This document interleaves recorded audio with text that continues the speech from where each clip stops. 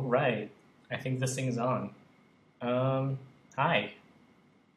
So this is going to be really awkward because it's my first stream, but I'll introduce myself. My name is Mike Creighton, and I'm an artist living in Portland, Oregon.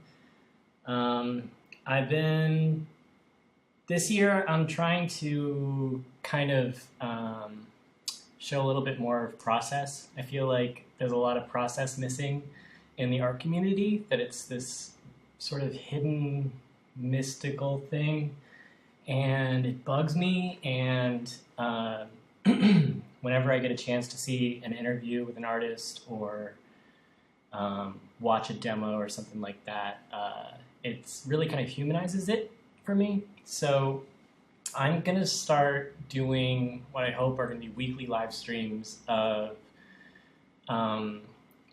they're not demos, they're actually just me trying to figure stuff out. And so what it's going to do is hopefully get me into a more ritualistic, kind of forced set of practice or practice sessions, and also just kind of, show what goes on when I'm trying to make an image. I want to start sort of vocalizing my process a little bit more so that I become aware of it and hopefully can learn something from it. And then maybe if anybody's actually watching this, they'll learn something from it as well. Steven in the chat, hey, thanks for joining. And yeah, I just kind of want to show you like what my decision-making process is. Lately, I've been going through a little bit of an identity crisis. I feel like I've been getting a little tight with my work, and I wanted to start exploring new things. So that's what this is about. Eventually, like I said, I want to do weeklies, and definitely want to get back to traditional work. I just recently moved to a new apartment, and I'm gonna try to get a setup happening so that I can record decent quality video doing like oil painting and drawing and things like that as well. I'm just really kind of getting interested in the idea of digital and what it can afford us in terms of process and mistake making and experimentation. And I'll do my best to talk out loud as I'm making decisions, but for the most part, this is probably gonna have a lot of dead air. So eventually I'll probably do demos that are going to be time-lapsed and things like that. So today is my first one, and we're doing stuff from an app called Sktchy. If you haven't used it yet, I suggest you try to get it. It's only for iOS right now, but it's a really great community for kind of just like getting reference photos from people who upload their photos, and you get to draw them or paint them or do whatever. And it's a really positive community. And I started using the app a long while ago, and the community is getting bigger and bigger, and it's great. And they got weekly challenges, and this weekend I might participate in that weekly challenge. But anyway, I'm using a reference from a girl named Katie, and she's got a lot of good photos. She's got some pretty good style, I would say. I think she's a model, maybe at least into fashion, no doubt. But I haven't done like a full body pic in a while, and I really do. I do focus on portraiture, but I really like anatomy too. So I kind of want to try doing a full body thing. I've already got a PSD kind of set up here. If you do have any questions, I'm going to leave some links in the description afterward. But like, I want to a lot of people are all about when you're doing digital, like, what are your brushes and, what are your whatever. I'm just kind of getting into this, so I don't have a lot, and you'll notice that I don't really switch brushes a whole lot, and you'll notice I just kind of, I don't know, use what feels comfortable. If I want some texture, if I want something really small and tiny, I'll probably switch between a few different brushes, and I'll probably try some new stuff out, just because I got a lot of stuff to work with here, but I do only use like one brush set. And then I recently bought a set of really nice like dry media and wet media tools from this guy named Kyle, and they're really sort of interesting, really nice line weights and things like that. Anyway, but I'm not going to probably touch those too much. I tend to use another set of brushes that I like a lot more. So, where do we start? So I guess one of the first things I usually do, I'm not really sure what I want to do for color yet, but I'm going to start with kind of like a coolish, neutral background. I'm going to start kind of dark. I like to just get a bunch of stuff on screen. If you see my computer kind of chugging, it's because this is an old computer. I'm going to go ahead and just get a base value down. You're also going to notice that I don't really, I don't use a lot of layers. I think it just gets in the way of the kind of the creative process. I don't like the idea of layer management. Wow, this is really moving slow. You know what? I might resize this image just to give us some more speed for now. We don't need to work really high res for this. Yeah. Anyway, you're going to notice also that I don't click a lot of stuff in the UI. I'm a kind of a hotkey guy, so I've been using Photoshop for a really long time, and let's get some weird stuff going on here. This is a really weird brush set, but anyway, sorry. Yeah, I've been using Photoshop a long time. I was like trained as a designer, digital designer, and currently a programmer at a design studio here in Portland. And I use Photoshop basically every day, but it's always been for like design stuff. And it's only recently that I started trying to do some sort of digital painting, need some more saturation. And all those chops from working in Photoshop all the time, all the hotkeys and all that kind of stuff come in handy. So you'll see things like when I'm working with stuff. So let's say I got a brush, blah, blah, blah, huge brush. Trying to learn new paint-specific hotkeys, like holding Control-Option together and swiping your brush left and right. Will resize, and up and down changes opacity while you're holding Control and Option. And if you're on Windows, it's probably something else. I don't know. But yeah, so you'll see me probably just zooming around the canvas and doing stuff. And maybe you're watching this, you're going to watch this after the stream. So if you have questions about what did you click there, or what were you doing there, just ask, and I'll let you know, because I'm learning this stuff too. All right, we got some crap on the canvas. I just hate starting with a blank white canvas. It's distracting. So it's a lot easier when you've got some texture or something. I don't know how much of this you'll see afterward. So what I wanted to focus on, I think, with this one is normally I'll go in with a pencil. I use a small sort of pencil and a light stroke, and I'll try to draw kind of what I'm seeing, and I find that lately I'm trying to get kind of away from that and start going to more of, I would say, a silhouette. Oh, I reduced all my history stuff. Sorry.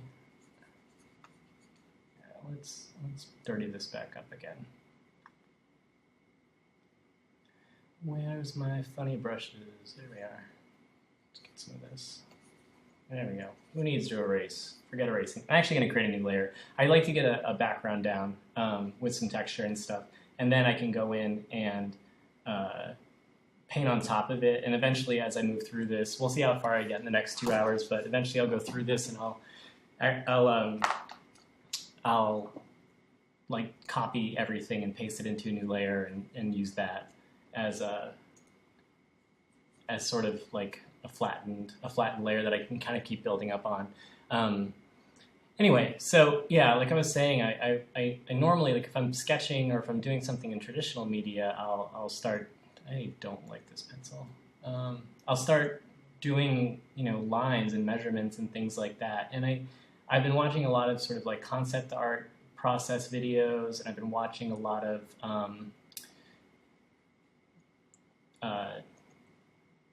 just videos on technique, and I'm just going to resize back up a little bit. And I think it's interesting because a lot of people start with silhouettes, and it's usually because they're trying to generate an image that they can sort of derive something from. They're coming up with something out of their own, their imagination and stuff. And I thought that's kind of like an interesting way of starting out, is just to kind of start looking at, you know, kind of the silhouette and getting the form that kind of feels right from the get-go. You're going to notice that when I'm doing this general drawing, especially as I start getting into like the face and stuff like that, I'm just going to try to focus on weight and things like that here. I'm not worrying about details or anything like that at this point. When I actually get into the sort of face, her face, and things like that, I'm gonna just try to lay in. My goals for this session are to try to lay in value, just straight value, and focus on the big masses of the planes of the face and things like that. I'm not gonna really focus on likeness or anything for this particular drawing, because I had a drawing last night that I was actually really happy with. She gets kind of narrow, doesn't she? That I was pretty happy with last night, and it was because I wasn't focusing on trying to get a likeness. I wasn't focusing on details. All I was doing was just like studying the big planes of the face and sort of what happens in those planes, and something really nice came out from it, and it was like, oh, that's a new way of doing something. So so I'm going to try to do that again this time, not focus on too much. You can see I'm already going to lose her feet here, so I'm just going to go ahead and kind of scale her down a little bit. And you'll notice that I'm just kind of staying pretty zoomed out here, and there's a reason for that, and it's because, in fact, I probably want to go a little bit further. I want to stay zoomed out here because I want to be able to see this thing at a glance. I want to see it sort of as a holistic piece, and want to be able to use as much of the gesture of my arm as I can. I can't do too much because I'm using a really small tablet, and it's kind of awful, and that's going to be my first new purchase. When I got the money for it, I'm going to get a nice big Wacom. Let's see, Stephen in the chat says, you don't work this way when you use traditional media, right? Just digital. Right, I don't. I generally tend to draw and measure and, you know, do all the key lines and things like that. And it's because I can't get away from a drawing like I can here. Like I said, I'm zooming out here because this thing is, you know, 4 inches tall on my screen. And that's really easy to kind of see and see the shape overall. Whereas when you're drawing, you know, to see that, you have to be backing up. And so if you were to be doing these sort of like big block-in washes and or whatever, I mean, I guess if you're using like watercolor, you might want to do something like this. But it's just a lot harder to do it because you're laying down so much medium, and it can be sort of a pain in the butt to kind of erase and kind of get where you need to get. But I mean, I have done it in the past. I think that it's just a lot easier for me to kind of measure things out. So anyway, yeah, that's kind of what I'm trying to do here. I actually do like this kind of plane. I'm going to start marking off some stuff. She's going to change. I just want to get some general, like, big gesture stuff going on in here. I do like that dividing line down here. There's an artist, Michael Carson. You might see me jump into the web browser a little bit, and this actually, her image actually reminded me a lot of the sort of his paintings. He's a fantastic artist. He's on Instagram. You should definitely check him out. I can't remember what his Instagram title is, but he does these. They're all very similar looking women, but he uses just the background, like where the floor meets the wall, kind of a thing. Is like these really interesting sorts of dividing lines in his compositions, and so I was like, oh, this might lend itself pretty well to that. So Anyway, I kind of like having this line here. All right. So I heard she's got a lot of hair, doesn't she? She's got a lot of hair. Okay. So there's her silhouette. She's sort of there. You're not seeing her hands or anything like that, but she's in here somewhere. And you know what? One of the other reasons why I wanted to go digital recently is because I feel like when you're working traditionally, it's a lot harder to kind of make a mistake and forgive yourself or erase enough or just start over or whatever. And I'm like, I really like the idea of digital because it's really forgiving, especially if you just copy everything and then paste it into a new layer. You don't have to worry so much about whether or not something is just right. You can kind of take those risks and not worry about kind of ruining, quote unquote, ruining something.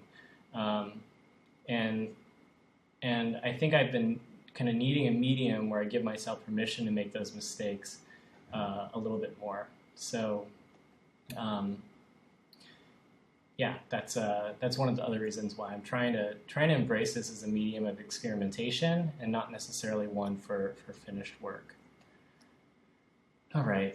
Well, there's her silhouette. I feel like my background's going to be too dark for her hair. Well, we'll figure it out. We'll figure out how to make this thing work. Let's start getting some lines or something in here. Or, actually, you know what? Screw that. We're just going to go in. We're going to start making this thing.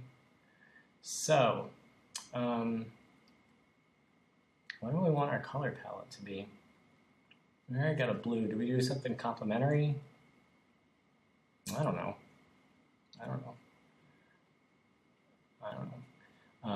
Her reference photo is largely monochromatic, and that's not black and white. That's just her, or I would say probably analogous. It's like hanging out in this really warm spectrum, and that always happens when you've got incandescent light as your primary light source, and you're using like a phone or something like that to take pictures. I'm just going to start roughing in some shapes here of what I think is happening for her. I don't know if you guys can see my cursor on the screen. Yeah, I guess you can.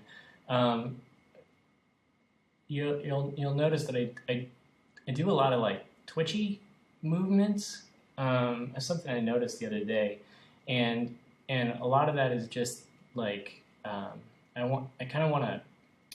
It's almost like me practicing the line before I commit to the line, and it's mostly so that I don't use a whole lot of Control-Z.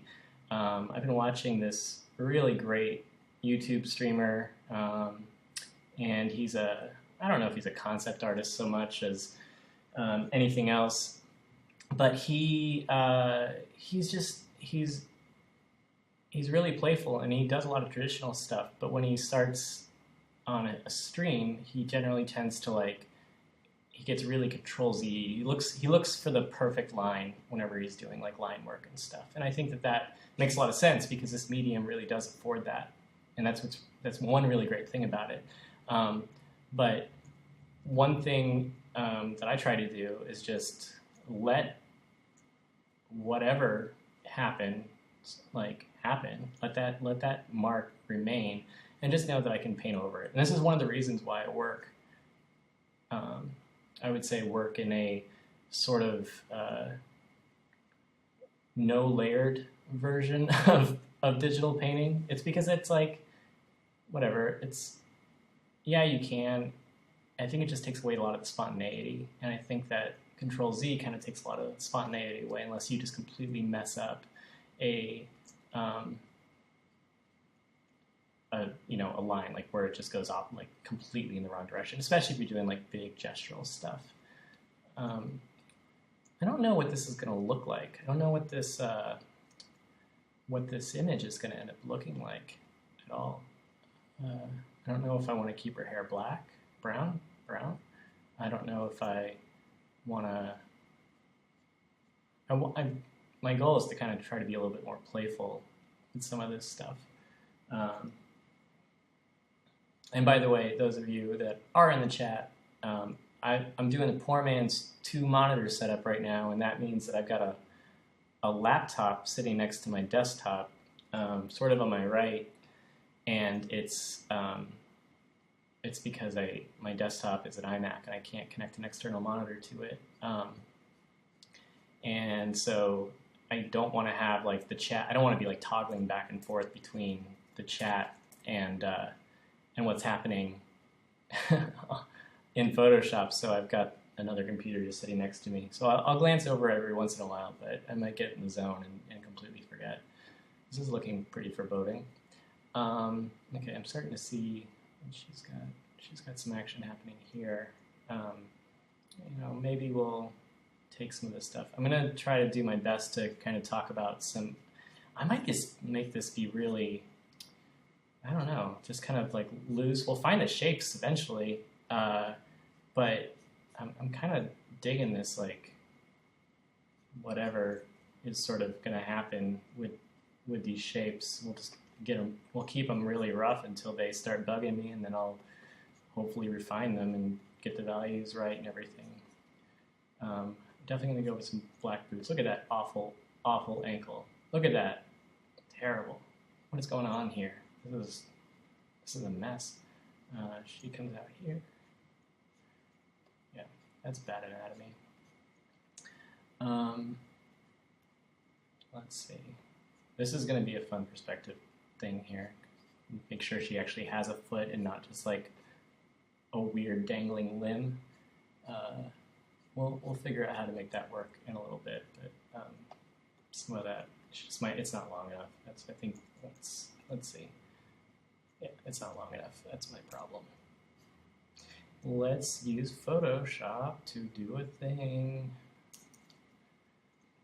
Yeah. So one of the things I've been trying to figure out how to do is understand light a little bit better. And I'll talk through some of this once I get into the face and stuff. You're seeing me like lay down some tones and stuff. Like this is wrong. This like brown color. It should definitely, in this case, based on just the reference photo, be leaning a lot more red. I'm gonna probably force my own kind of like lighting scenario in on this. And when I say lighting scenario, I mean I specifically mean like the light, the color of the light, like what I want all of this to kind of feel like. So in this case, she's got incandescent light, so she's going to be in the top part of her forehead and stuff. She's going to be generally pretty yellow, pretty orange. Parts of her body are going to have more red in them, and because the carpet is kind of this weird, I don't know. It's a pretty neutral color, but it's reflecting a lot more of the light again and everything. She's going to sort of get a color of shadow coming up at her face that is very similar to the light coming down on her face. So in other words, it's going to be another kind of a yellow orangish kind of shadow. And I've been trying to pay a lot more attention to light lately, and specifically the shadows that get cast and how those colors influence things, and also just like the color of skin and all this kind of stuff. And it's largely because most of what I've done in the past has been around working with dry media and charcoal and pencil and things like that. So I'm not really dealing with much color. So if you've been following me on Sktchy or on Instagram, you'll notice in the past few months I've been trying to just break through and find color. So in doing that, especially in skin tones, you can go really, really broad. Maybe we should do that. Maybe we should like, I don't know why those are green. Maybe we should try to push some interesting colors in this one. Like what if the light were really cool and the shadows were really warm? So, it would be something like cool being, a bluish kind of color. Now, everything's going to look different relative to everything else, but we'll probably bring this back to more of a neutral gray, and it'll still look blue. You'll see I'm still kind of trying to Trying to find my way with some of these forms. She's looking like an old, ghastly man. An old, ghastly man named Katie. That's what I'm doing. We'll get these values down. But anyway, yeah, I'm trying to be much more aware of sort of light and how it changes in terms of color and things like that. What's going on? Yeah, look at that terrible forehead. I definitely, okay, we're gonna bring her hair down. We're gonna bring it to brown. Forget this. This is silly.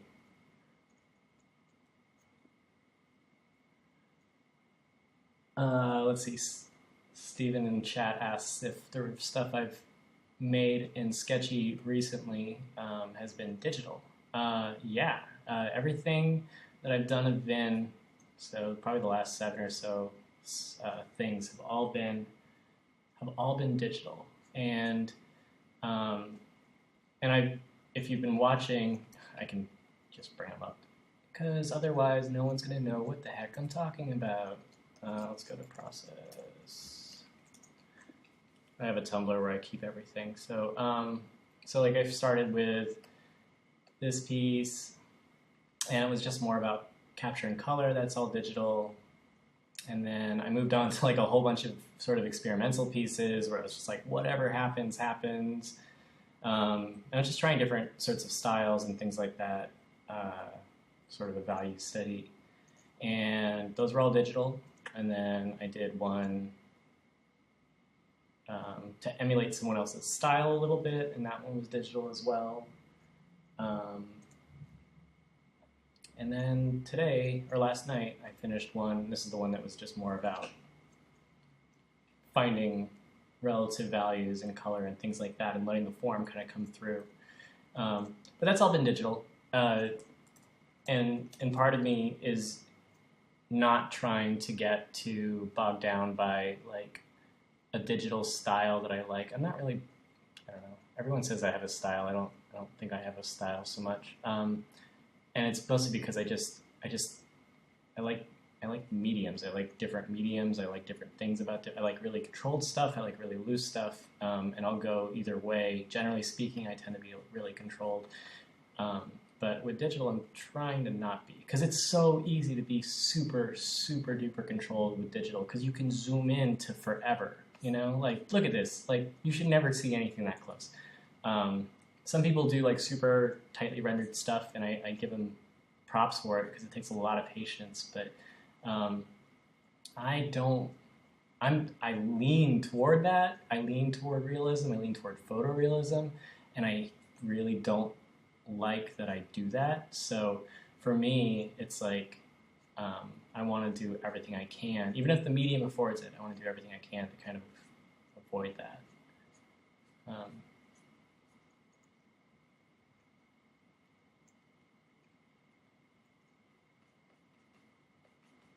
Get some hair. She looks like she has a cigarette in her hand.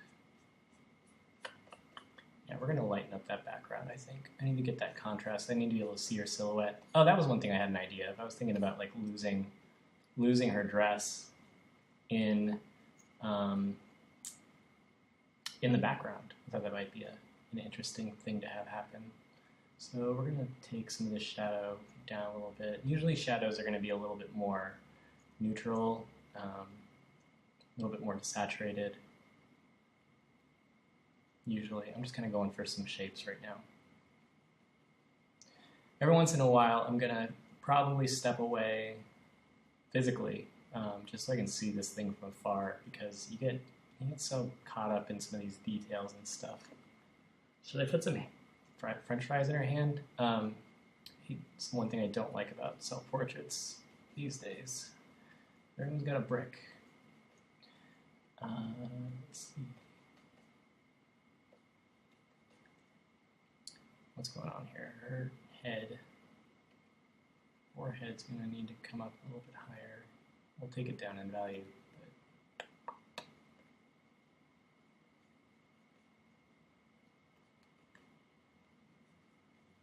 I need to loosen up. Let's get big. There we go. Let's do this. Taking too long. Get some value down. Doesn't have to be perfect. Whoa, her head is gigantic. Do you see that? Do you guys see that? Her face is gigantic. It's actually not her face. Her nose is gigantic. It makes her face look gigantic. So, proportions. That's fun, right? So proportions. This is going to turn into like a really terrible tutorial. We're already an hour in. I've accomplished nothing. All right, so that's her head. Her eyes are probably close to being in the right place, but she's looking down a little bit, so they should be probably closer to here. And mark it off into like thirds after that. So a third of the way down will be the bottom of her nose, and then a third of the way down will be the bottom of her bottom lip. I'll probably do a demo. There's so many tutorials on how to measure out your proportions for a human face, generally speaking. Let's get some nice purple shadows in here for now. I'm not worried too much about the actual color of anything, because as long as we get some color on the screen, something will happen where we can take it into one direction or the other. She's pretty dark in here. Dark, dark, dark.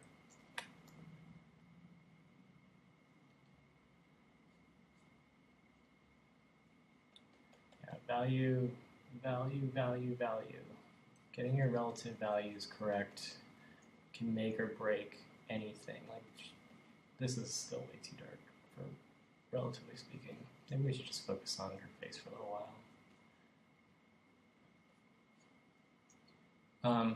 When I work, I've been noticing this a lot lately. When I'm working, I'm basically like,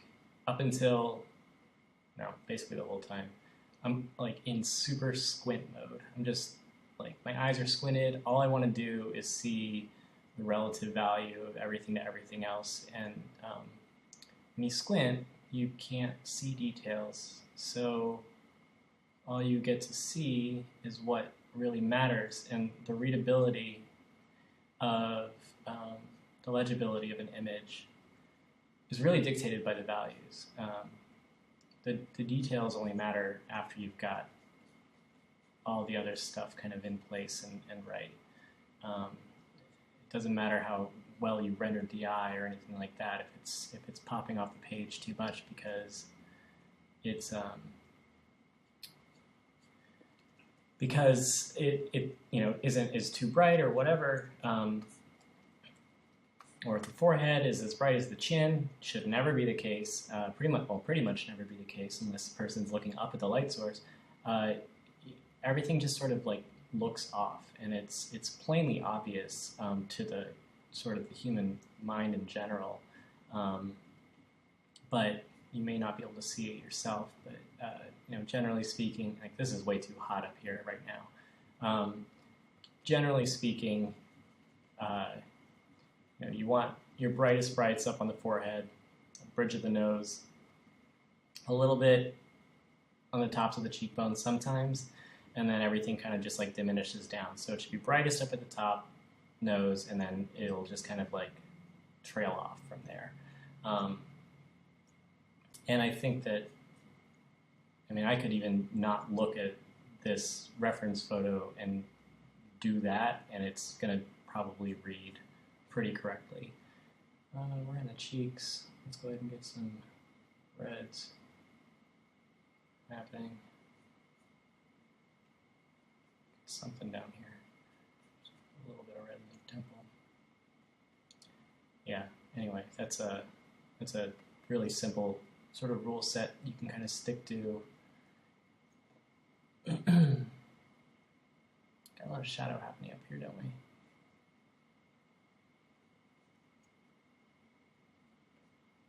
I might have to do another live stream, just like a part 2 of this thing, because there's no way I'm going to get done. If I had set out for a thing, I would have, like a very specific goal that was achievable in 2 hours, I probably would have been better off, but I didn't do that. Another thing is like hairlines. Hairlines should never be totally sharp, specifically where the hair meets the head, not where the hair hangs over the head. And I say that because it looks like a wig, a stuck-on weird wig thing. So you can see I'm not trying to get everything right. I'm kind of just feeling my way around this painting, drawing, I don't know, whatever this is. It's almost like you kind of need to get, at least that's the way I've been treating digital stuff lately, is you kind of need to get some stuff down so that you can react to it, so that you can actually then correct it. And the key is getting it to that place and not trying to get it right necessarily the first time, because you can get a lot done pretty quickly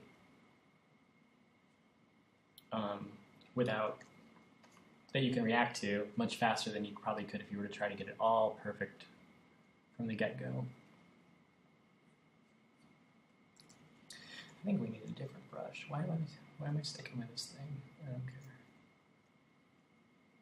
care. Okay, so squint. You need more dark down here. She's gonna get a little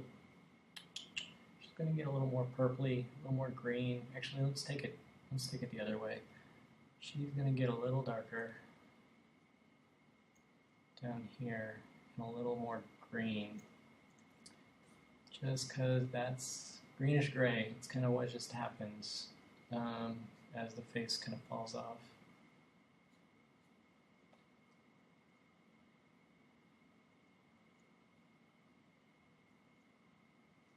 Like, this is all too light in value right now. I know this.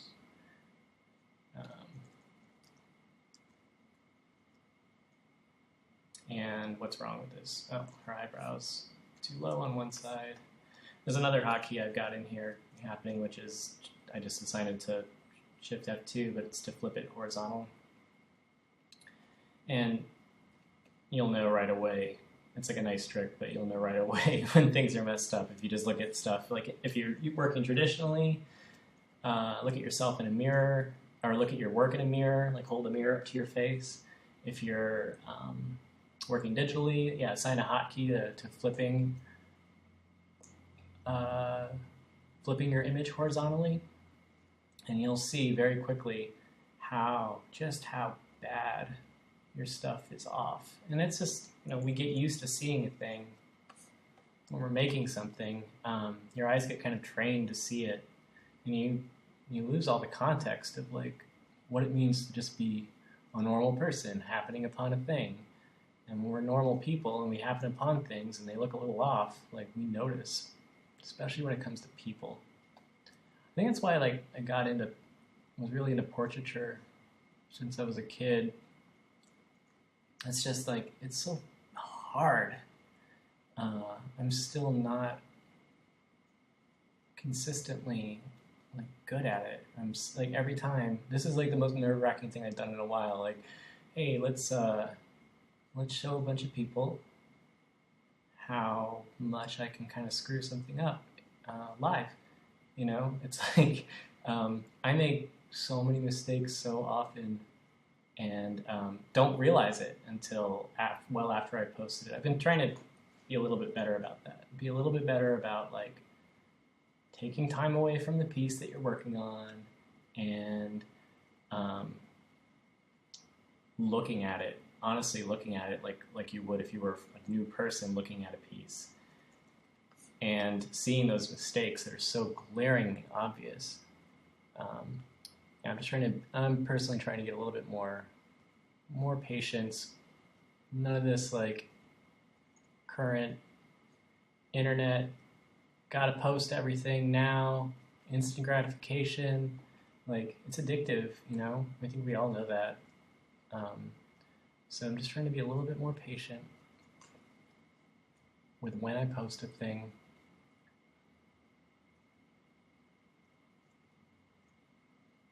Felt like I slipped into a Bob Ross voice for a second there.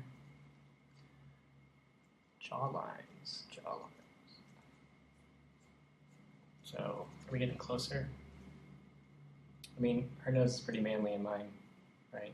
And that right eyebrow on the right is tilted up too much. I gotta get my planes. I gotta get my planes better. This is just wrong. go big again. Big brushes. Lighter up here. Focus less on details. See, I got stuck in the details already.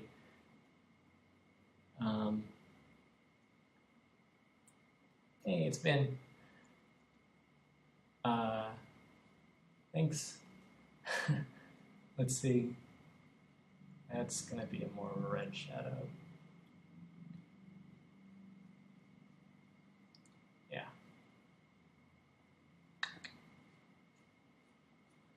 More wine.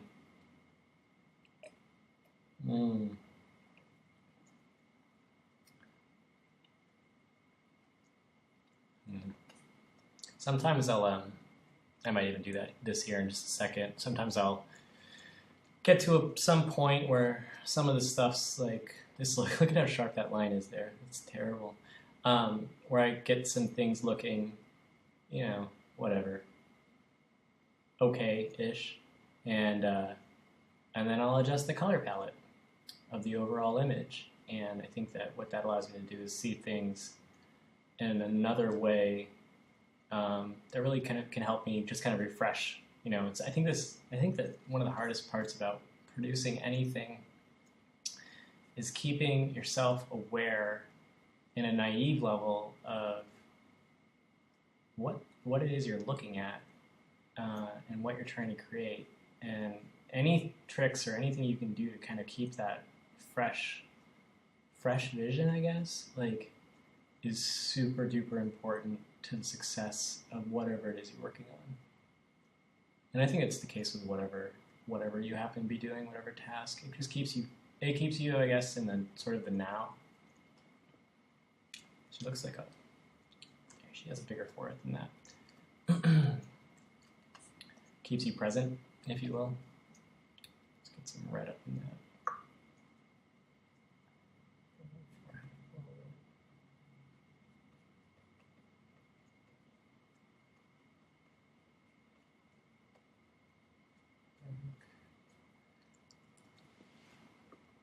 So this is like not normally how I approach kind of doing a face. I guess this is more of like I would say like a sculptor's approach, where you mass on something and then you just start slowly kind of chiseling away and then adding more, and until it kind of feels right. That's what I did last night. I kept pushing the overall form in different directions until it sort of settled into a place that felt right. I never at one point outlined a face or did anything like that. This is a lot fleshier than I want it to be. All right, let's do that thing I was just talking about. Let's do what Photoshop can do. I'm gonna hue shift it a little bit and see if I can find something that's a little bit more interesting. And if this doesn't work, I'll do some hue offsets. So yeah, it's just right now it's just Halloween style. So let's do color balance. There's all kinds of fun filters you can do. I think I wanna cool her off actually.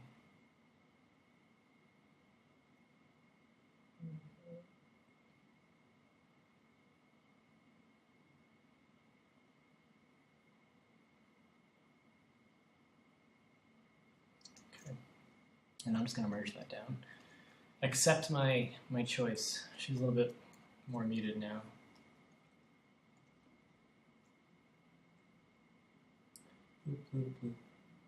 Well, one thing I've been noticing lately when doing portraiture,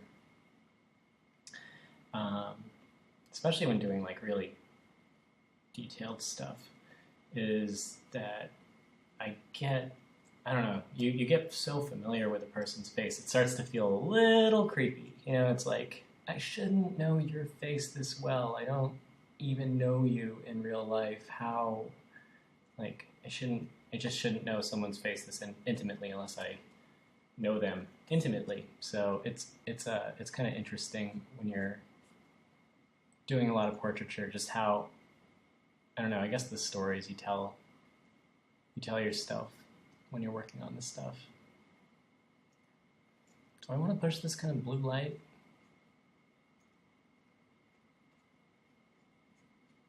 I don't know, maybe? Her head looks big, doesn't it? Cheeks popping out. All kinds of bad stuff's happening. I'm definitely going to do another stream, or I can continue this thing, and I'm not going to finish it in this couple of hours. I think it'll be fun. The last sketchy stuff, the latest sketchy stuff I've been doing has definitely been taking a couple of days to work on, or a couple of nights, because I do need that time away.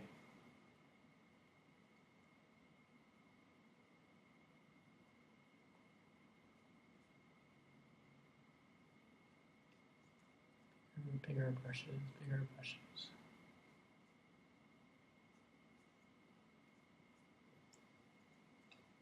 Yeah, her head is gigantic. This is hilarious. Big brushes.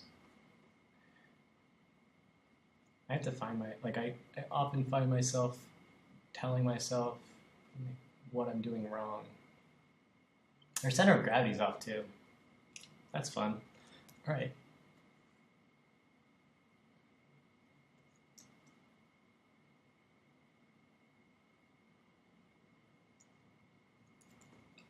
She's way small up there, or way too big up there.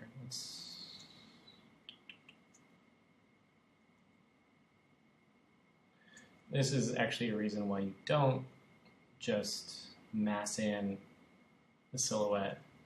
It's so that you actually do get a good preliminary drawing from the get-go, so you're not, completely reorienting everything. Her head's still too big. Should be, what are we at? I think what's the natural thing? 7.5? 1, 2, 3, 4, 6. I think it's 6.5. What's she at over here? I can actually do some measurements.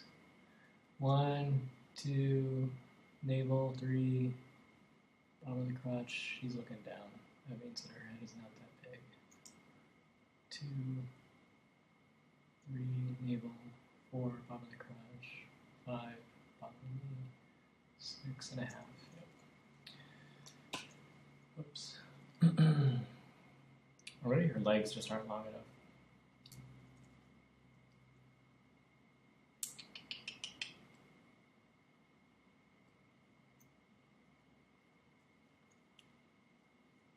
Stephen just asked in the chat, do I find that stepping away from your work really helps see hiccups? I think that historically, 2 days after I'm done with something and I post it online, I only see like tons and tons and tons of mistakes. And I think that can be natural for any sort of artist.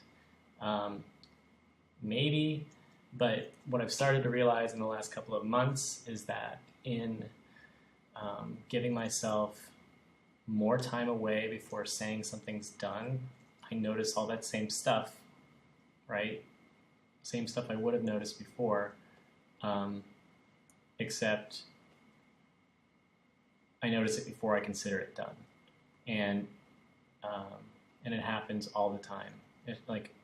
I never get anything right sort of on the first pass. So there's always going to be something I can kind of improve. So yeah, I think that stepping away for days at a time, even if it's 15 minutes at a time, it's just a really good habit to get into. And also just seeing your work at different scales, yeah, she's got some stubby legs. She's got a stubby waist area, like her pelvic area is too low. I'm just probably going to end up making her grow. But yeah, I think that getting into the habit of stepping away is giving you, you'll regain a new sense of context for the piece and not be attached to it.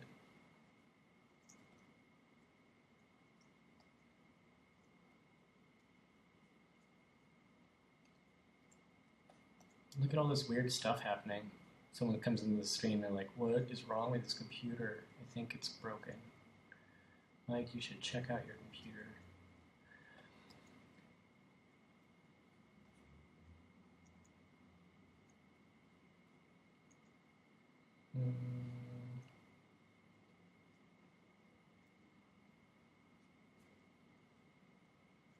Starting to carve in a little bit of these shadow shapes, just because it's distracting me, not seeing the form, the overarching form, and where things sit. This shadow's too dark right now.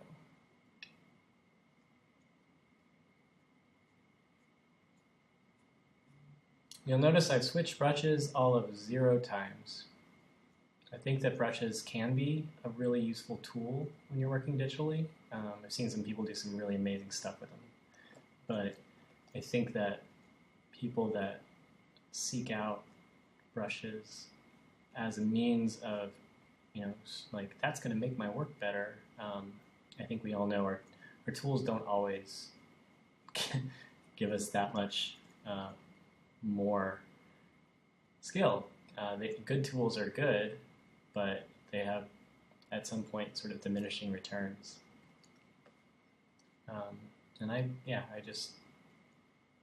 You can make your own. All the tools are there to make your own in this tool, which is pretty awesome. Like, I made a brush. I made a nice drawing brush. You can see it now. It goes skinny to fat, and lets me do some really calligraphic stuff. Took me a couple of minutes. Worth learning how to make your own brushes, for sure.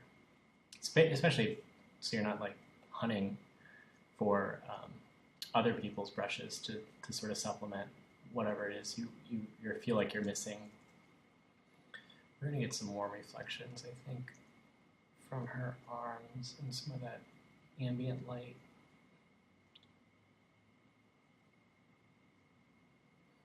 Is the background bugging you guys yet? It's bugging the shit out of me.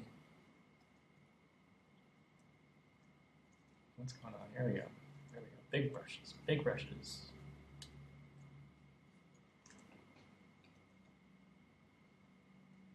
Colin J. Minecrafter wants a shout out. What's up? Nice to see you.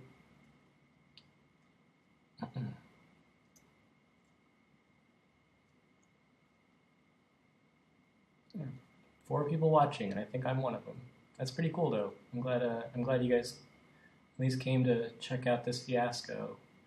All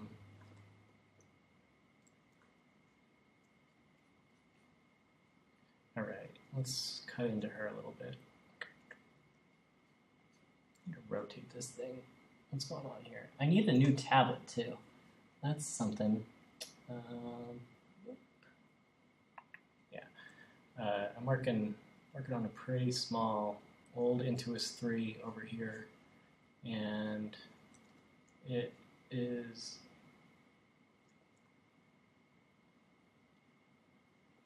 not big enough and doesn't give me things like a wheel so I can rotate, and doesn't give me tilt sensitivity so I can take advantage of some stuff. So I'm trying my best not to one of the big problem that I have, I think that if I end up doing a lot of these streams, you're going to find me saying, one of the big problems that I have is, because I know all of my bad habits, and I know, not all of them maybe, but a good amount of them, I'm pretty aware of some habits that are terrible. And one of them is, if you've seen my work, you'll know this, is I'm a sort of a slave to my reference material. Like, I get so caught up after a point in just, like, when things, aren't whatever exactly the way they're supposed to be, like, supposed to be being the reference photo, right? Like, we're artists. We get licensed to do what we think is right for the most part. Don't use darks yet. And I get to a point usually where all of a sudden I'm just, all I'm thinking about is how this doesn't look like the reference. And I think that some of the best work that I've seen, whether it's from reference or not, but a lot of the stuff that's from reference, is when you say the reference is there to sort of inform the piece, right? And then you actually turn it into something that's interesting to you. And what I mean by that is, like, at some point in time, maybe not in today's session, because I'm just still trying to kind of block in what we're looking at here, but at some point in time, you have to stop using this as your guide and start using the image you're working on as like the thing that drives you. I'm not saying you, people, internet. I'm saying you, me, like a big part of I think coming up with something successful, something that has like a lot of life in it, is not being a slave to your reference and being able to know when it's time to like cut the cord and just make a good looking image, you know? Like, that's what we're trying to do, I hope. I'm personally not just like trying to copy what I'm looking at. I think that there's a lot of skill that goes into that. I think that it's really challenging to do that, and I definitely try to do that a lot throughout my life and still try to do it. But I think what's more challenging is coming up with something that is just compelling to look at. And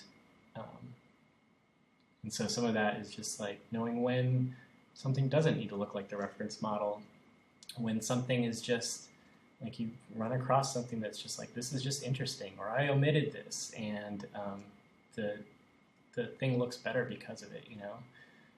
She looks like she's about to light a cigarette in mine. That's fine. Maybe she is. Maybe she's trying to light a giant hot dog cigarette. Look at this yummy hot dog cigarette. Some mustard on it.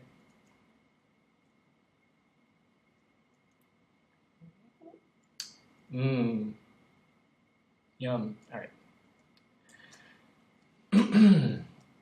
Anyway, slave to reference.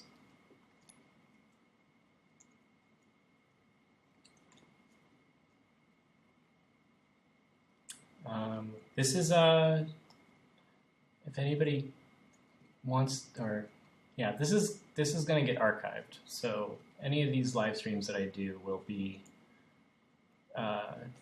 viewable later on after the fact. I don't know how long it takes for YouTube to save or whatever to turn it into a real video. I need to not be messing with this kind of stuff right now. To turn it into a real video, but I'm guessing it's going to be like a couple hours, maybe. But it'll be here for all of my humiliation needs, and for you to check out later if anybody wants to see stuff. Okay, so I'm squinting,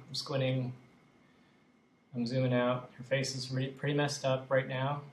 I can see that. You know, she doesn't have any hips.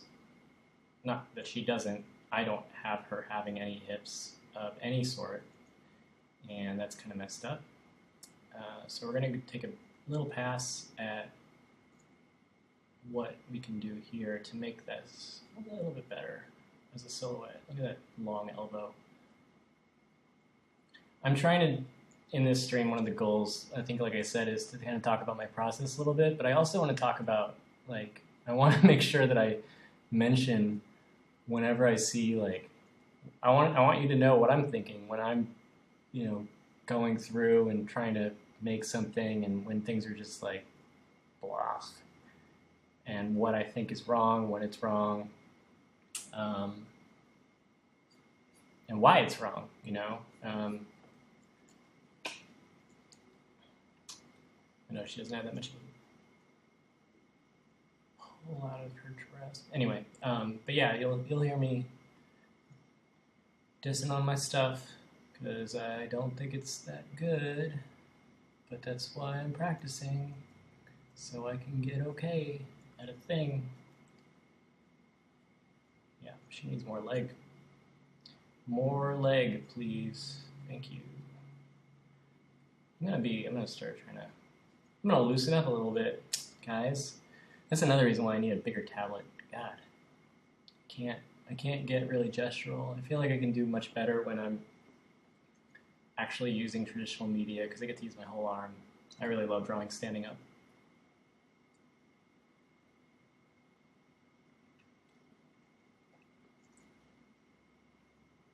All right, so what's wrong here? You see her hip looks like it's being pushed out. That's because it goes back to like the lighting thing. Like, we need this to kind of recede. It's all about getting the values right. And I'm going to try not to make her look like she's pregnant. Oh my God, that would be terrible. Because she's not. So I'm just going to push everything back a little bit. Squinting, squinting. I'm still not really focusing on, details or anything like that. I'm just trying to get some values working relative to one another. I'm actually not even really paying that much attention to color yet. I feel like in Photoshop you can push color a lot of different ways really easily and really quickly. Let's show you guys the Liquefy tool. I've been using this one a lot, but yeah, you don't have to get too stuck on color too quickly. So Liquefy. All right, she's got a forehead. Well, you know what? I need to see a little bit more context. So here I am using the reference photo as like my helper.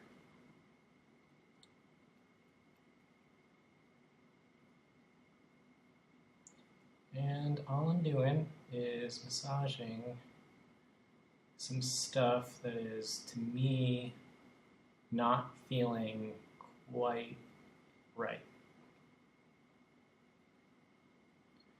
And it's not going to be right. I usually do this a few times during an image lately, now that I've learned about the tool, because I literally had no reason to ever use this in my, when doing design or anything like that. I'm going to just get her forehead to be a lot less pronounced for right now, so it doesn't bug me. That's looking a little bit better. Let's try it again, one more time. Push up her, what do you call it? I don't even know what it would be called, but she's plainly got a widow's peak. Not that that's bad. It's genetic. And I don't know what this part's called, but I always think of Michael Keaton.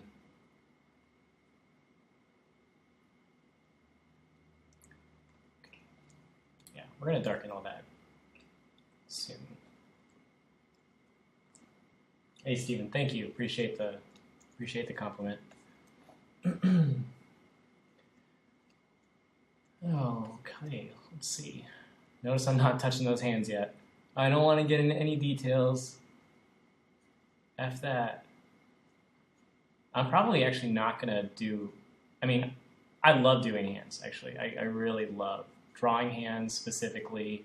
Painting hands, not so much, but they're really challenging. And I do like the challenge, but when working at this size, which actually we're not at a very high resolution, I'm not terribly interested in it, and I think it can get really distracting because it's so easy to get them wrong. Like, hands. Come on, just don't be so difficult to do, and we would all do them a lot better. But no, they're like really not easy. So what I try to do is I just try to kind of see general values, if you will. Like what's the least amount of information I can use to communicate that she isn't wearing mittens and is instead wearing fingers. And usually that's just like pulling out a few of these kind of like highlights and stuff and making sure that you get kind of enough of a dark area in the shadow shapes. That's probably even too much. This is probably too much. I'm probably doing too much. Probably not doing this right, guys. But I think you understand what I'm saying. It's like don't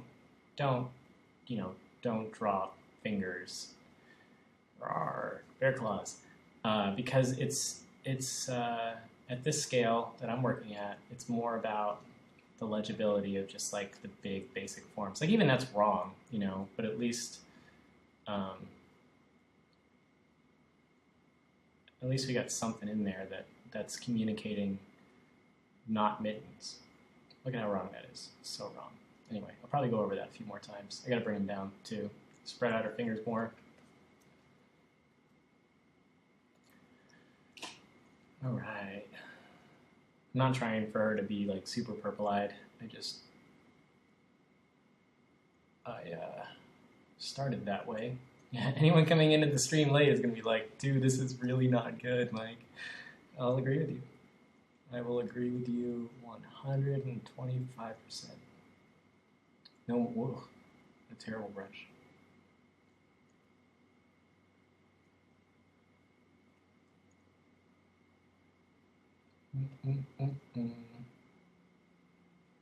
Dark, dark, dark. Light, light, light. She's probably going to be not quite this light. Maybe something like this. You'll notice I'm like, after a while, that's another reason why I get a lot of, like, I try to get some color down, at least from a value scale perspective, because at that point you can start just like color picking everything. You don't have to be hanging out in the color wheel, because I hate hanging out in the color wheel. It takes me out of my sense of flow. So I'll just do my best to get a bunch of different values down at different opacities and stuff, and then I can just start picking. Whoa! Whoops! Deleted. Right.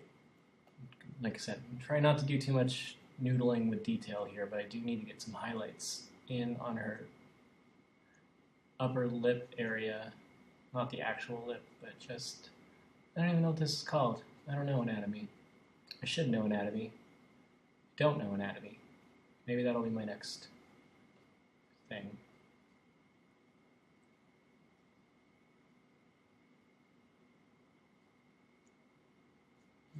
It's usually dark. Dark, dark, dark. That's the problem that's happening here. No, no, no, no, no, no, no, no, no. Yes. Let's screw back over here a little bit. Well, this will work out eventually. I don't think it's going to happen in this session, but this is... Nope. We'll figure out what's going wrong, and we'll make it not wrong anymore. Or we won't, and I'll never live stream again.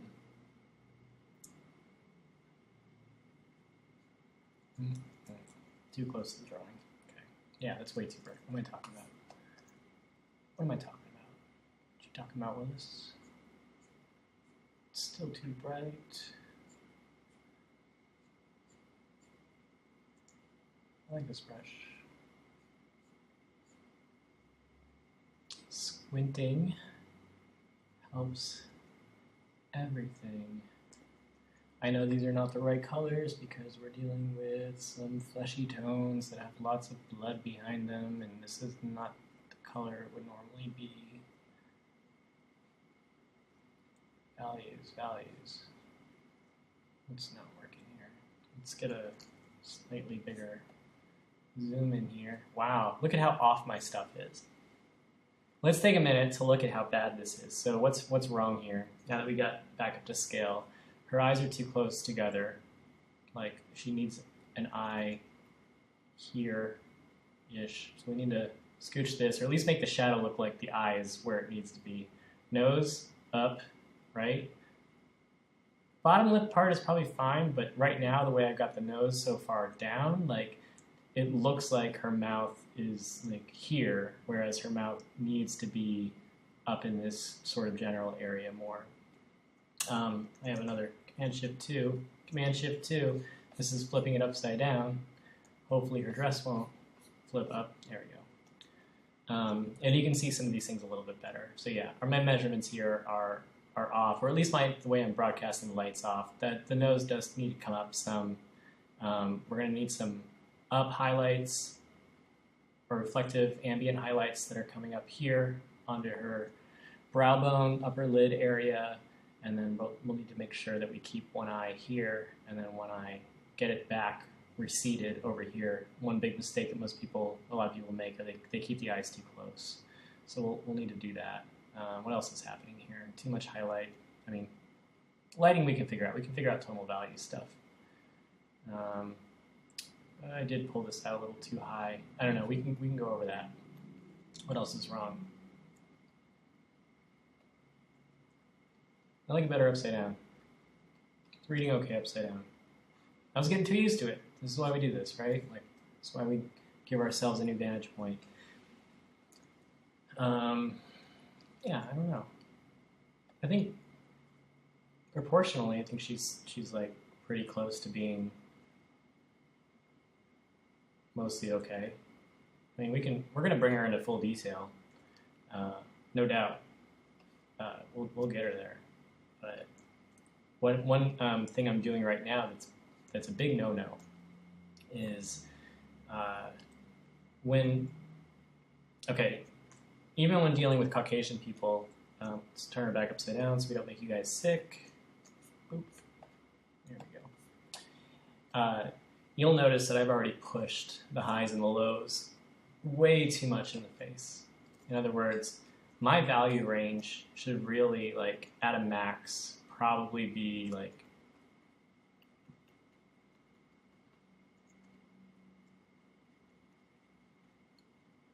in this general area. John Singer Sargent, a famous painter, would work his portraiture in such a way that he would do as much as he could with kind of the, like, we'll say like a value range of 3 to 7, 3 to 8, and reserving the darkest of darks and the lightest of lights for the end, the finale, like when you're putting in the details. And otherwise, he was just kind of doing what I'm doing here. I mean, not in this technique, but in terms of not worrying about details and just worrying about, like, where are the major breaks in the face, what is, where are my darkest darks, where are my, lightest lights, and where are my midtones, but really kind of starting with those midtones. And in doing that, like, you keep it, number one, you keep the tonal range appropriate for the skin tone. That's one big thing, I think, is a lesson I've learned this year is, you don't really ever go to white. I mean, except for in like a specular highlight. And you don't really ever go to black unless you're in some seriously dramatic lighting where the hair maybe is black, or you get something like in the eye that's definitely dark, and it's only when you start getting close to being done that you add those final bits of dark, the really dark darks, the really light lights, and it just makes everything kind of pop out. Otherwise, you can get by with just a really narrow value range. It's just a matter of making sure that everything looks relationally correct. So anyway, that was a very roundabout way of saying I went too bright too quickly. I mean, look at her nose. It's so much brighter than everything up here. So even now, this is still like way too much. Too much. Still too much. I mean, look at the value scale that I'm working at in here. Like, I'm down in the 40% range or something like that.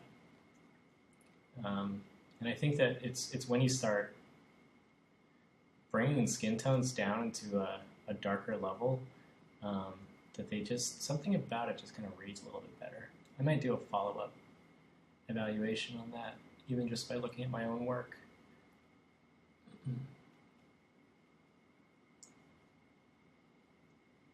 7:45, all right. Not quitting just yet, but as you can see, this is going to be a 2-part episode.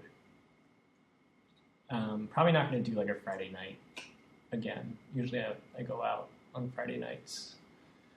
And I probably still will go out, but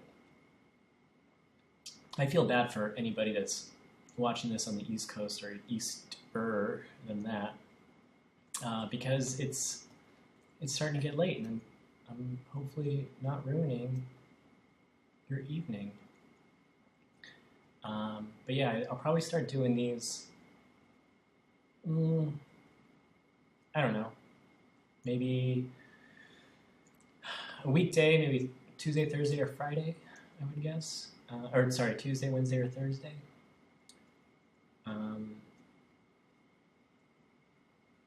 And I'll definitely make sure that I post info ahead of time, and I'm gonna try to get better at like at least sticking to a schedule so that people know days in advance as opposed to like today.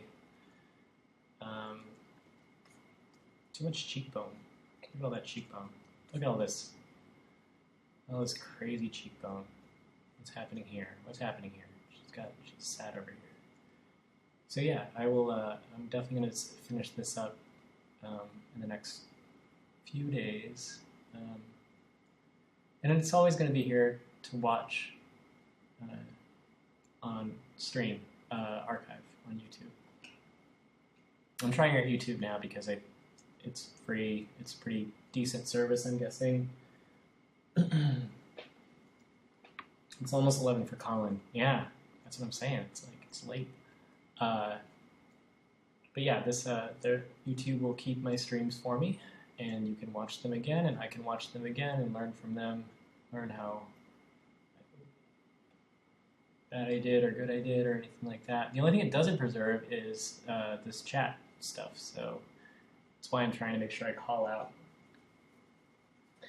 if anybody asks a question or anything like that. I want to make sure I try to repeat it and call it out and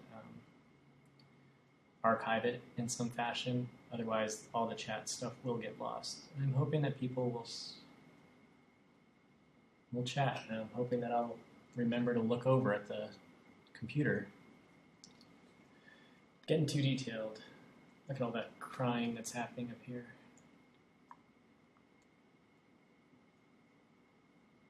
It's a little lighter in here. Alright, so I'm squinting my eyes. I still didn't fix this mouth.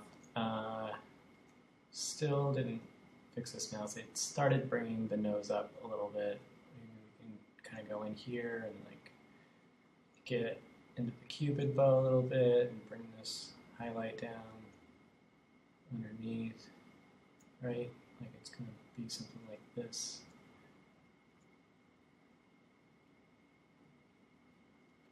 She looks like a cat. Maybe she was on cats. Maybe she's a thundercat.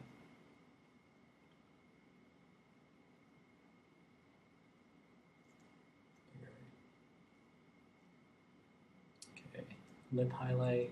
We'll bring it back a little bit more red. Again, I don't really care that much about color right now. Can always get it back into place. I mean, the lips are a little funny because I feel like you kind of got to get in there and detail them a little bit, just because they do kind of break up the bottom third of the face in a way. So I'm not going to go too crazy with it, but I do want to get something happening here so I can figure out if her face is in the right place. Still looks like a cat, but at least we're getting closer in terms of positioning.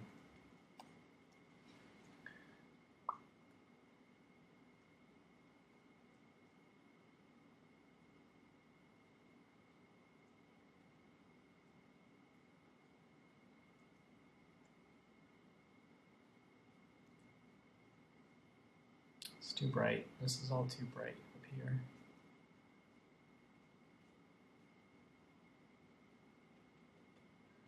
All of this is too bright. Let's back up.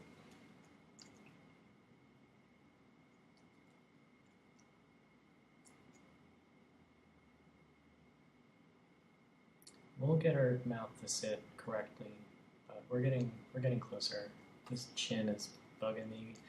It's like this light to really dark value that's happening here makes it it's just too much contrast at a point that really will kind of fall off a lot.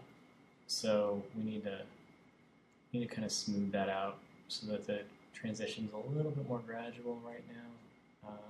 Otherwise, it's just gonna scream out at us like it's still doing.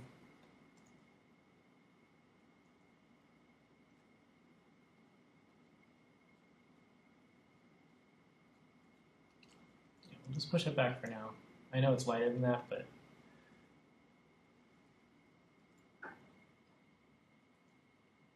okay, let's pull back. My hair is too big. And now my head's too small. I feel like it's proportionally probably correct for my drawing. Her head might be big here just because of some weird foreshortening that's happening. We'll change that. Okay. What do we want to do? We want to see too big. I'm not sure yet. I'm not sure how I want to tackle that. This is one of those things that I think after you step away for a while, you can see it a lot more clearly. Yeah.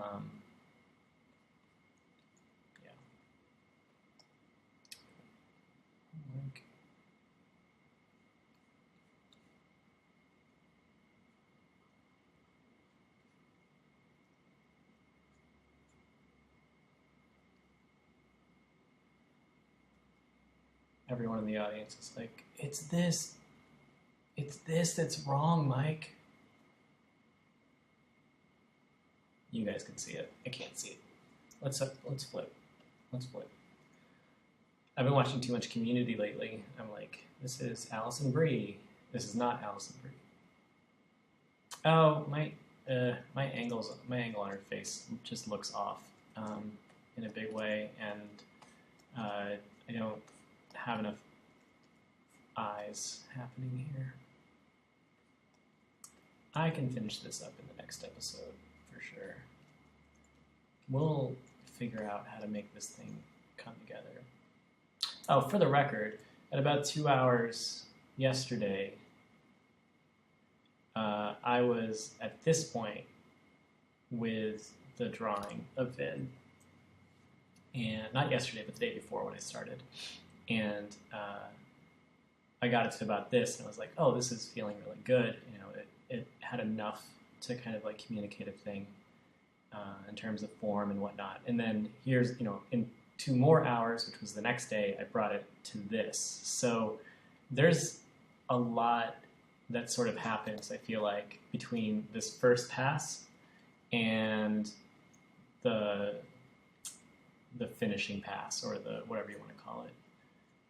Which is always pretty interesting, I think, when you get in there and you can kind of see what you've done wrong, how to fix it really quickly. You just like know what the mode of attack needs to be, where to start again. And coming from a person who tries to do everything all in one session, that's a really nice thing to have, just to be able to like fix something. Yeah, this is really funny. I'm gonna have to definitely take a look at this. I feel like it's like her head is actually shorter, her forehead is actually shorter than what I'm seeing here. Her brow bone is up higher, but her eyes are pushed in a lot more. I never did push those eyes back, did I? This is the one thing I hate about looking at stuff so up close.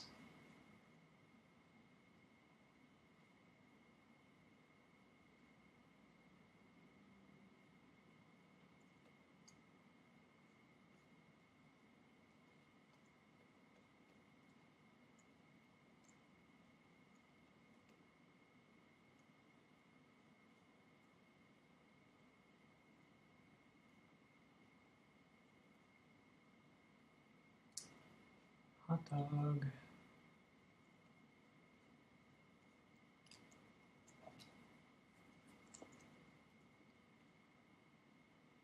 I'll mess with her hand later. That hand. This garbage hand. The mitten hand. I'll mess with that later.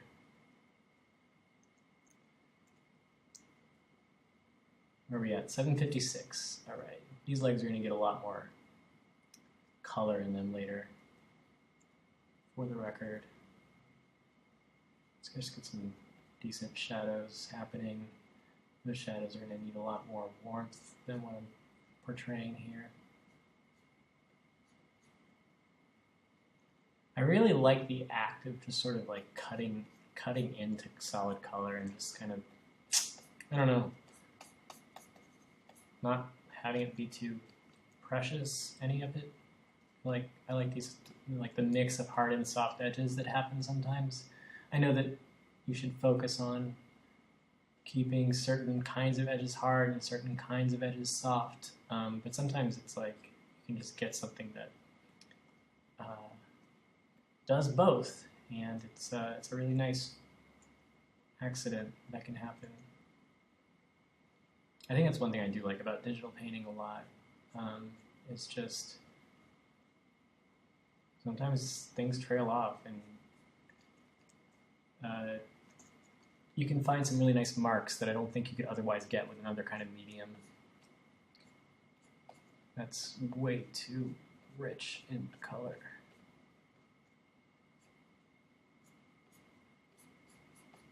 Sometimes you do need hard edges, like in these cast shadows. They need to be pretty hard. I'll figure out how to make this shadow work better. Promise. I need less opacity.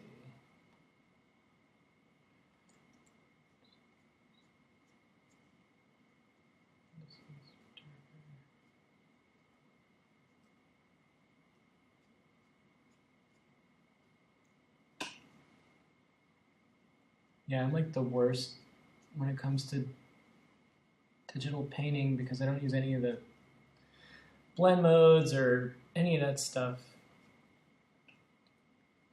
Any of the things that the tools afford me besides Command Z and the fact that it never dries and it's never wet.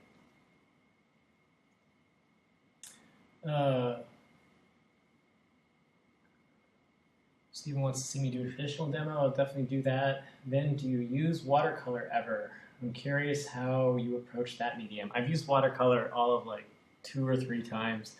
I don't approach it well or right. And I think that, and I actually gave away my watercolor set that I had to my friend Danielle. But I might pick some up because I do love the way that like certain washes and things like that look. I might do something with that in sometime in the near future. So anyway,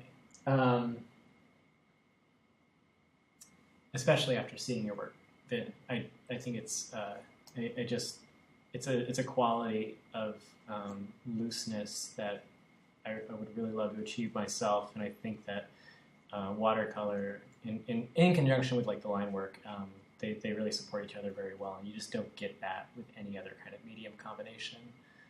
I might try to emulate it something like in digital, you know, but I mean that's just emulation. That's not like letting real mistakes and permanence happen. Anyway, I think I'm gonna wind this down. I do want to thank everybody for stopping by. And saying hi in the chat, and I will let people know the next time I continue this painting, because we got some fixing to do, big time. There's so much wrong here, so that'll be fun. At least we're not starting from scratch, and we have clear objectives in terms of what we can do to make this overall feel a lot better. But yeah, so for now, I'm going to go ahead and sort of sign off and say thanks again. And to Colin, whose last question is, do I prefer drawing from the computer or on paper? I definitely prefer drawing on paper. I'm just learning how to draw on the computer. So hopefully I'll get to do some traditional live stream stuff soon, and you can watch what it's like to see me actually draw, and it's a lot different than this. So thanks very much, and I'll see you guys next time. Bye.